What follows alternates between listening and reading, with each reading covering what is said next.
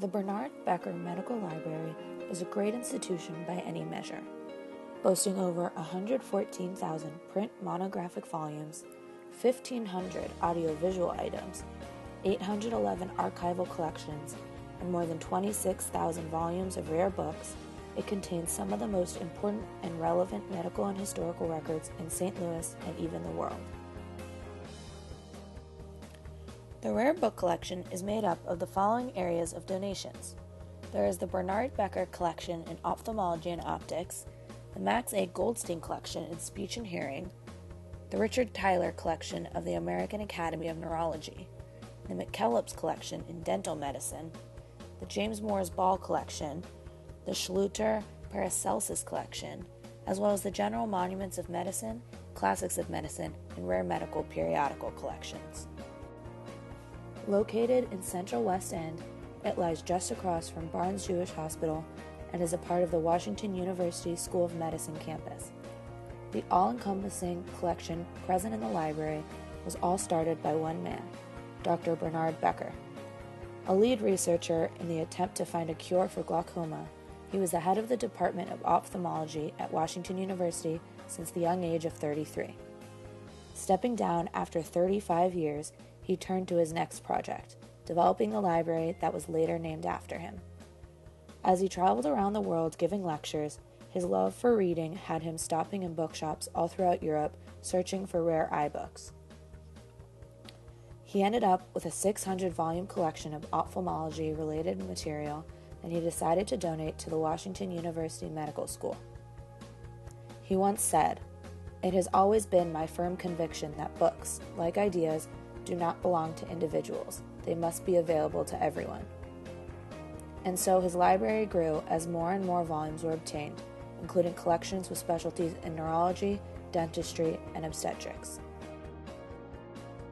The library itself is the archives and the rare book repository for the School of Medicine. But we also do things that other libraries do, which circulate material.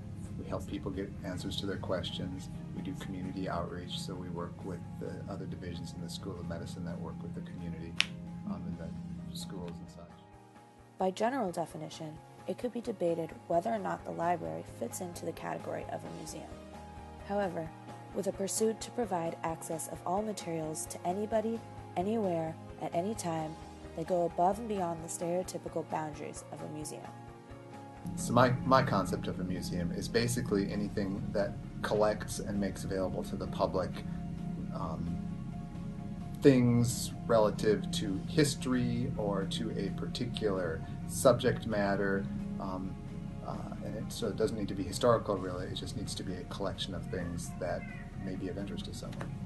So we simply do what our faculty and our staff and students want us to do, which is to provide them the information that they want, when they need it, where they need it, in the way they need it, which is digitally, and so that's what we've been doing. We're just going with the flow.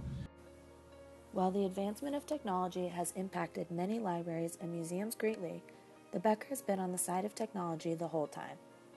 Always looking for the best route by which to spread information to students and researchers, the library expanded online, adding in over 6,000 electronic journals as well as scanned copies of books.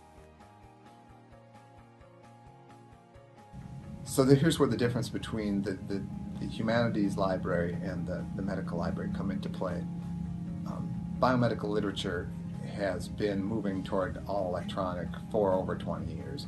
And so really in the 90s we began the wholesale migration to digitized content. Our research faculty over here don't want to see paper so much, they just want what's in the paper, the content of it. And so today we have 6,000 journals that are available electronically, right? Mm-hmm. We're taking paper out of the stacks because we don't need it anymore. While these newer offerings make it easier for the information to be available, there is still a basic preserved value of museums and libraries concerning actually seeing the object in person.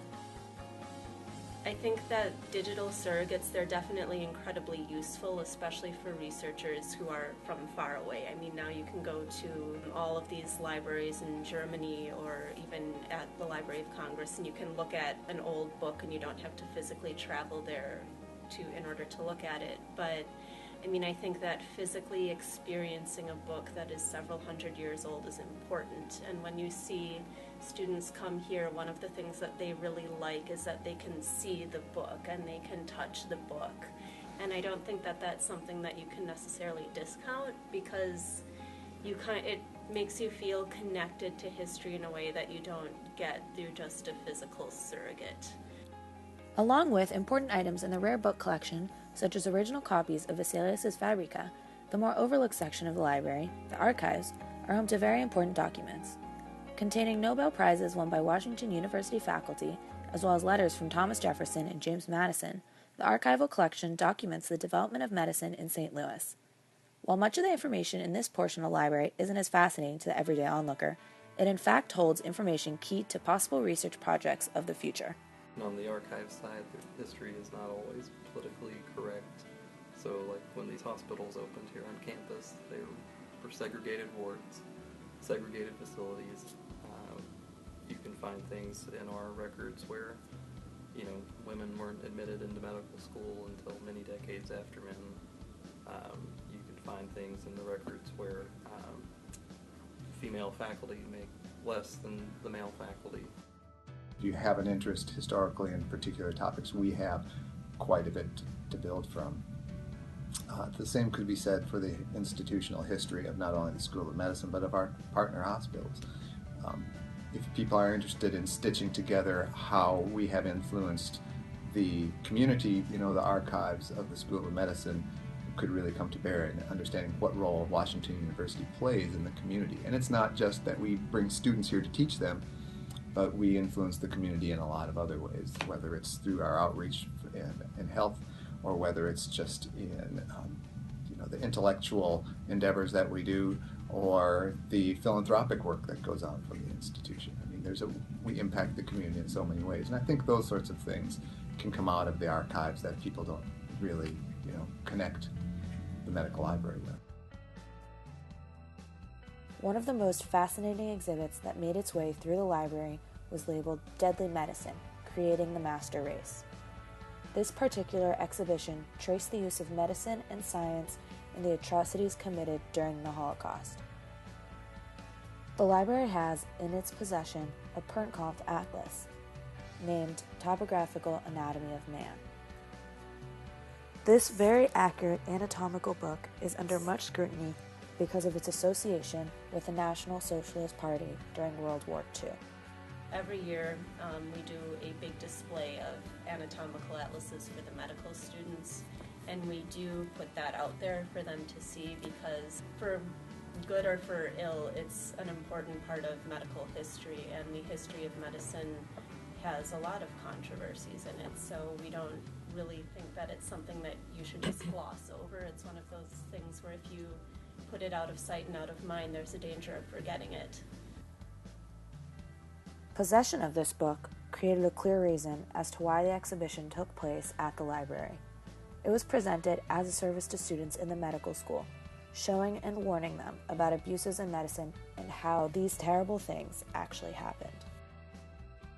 The people who were on the panels talked about the various aspects of, eugenics and just, what it meant to go through this period of time, and remind us that, not all science is good science. As you have seen, the words of the late Dr. Bernard Becker are still being carried out at the library today.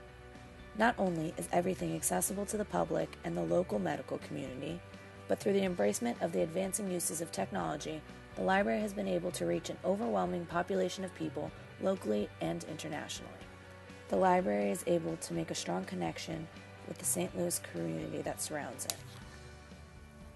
The collections are constantly growing, and new associations are being sought after in order to connect the library with its surrounding community. In a large city with a multitude of large museums, the Bernard Becker Library is able to connect with local citizens through intellectual outreach as well as philanthropic pursuits.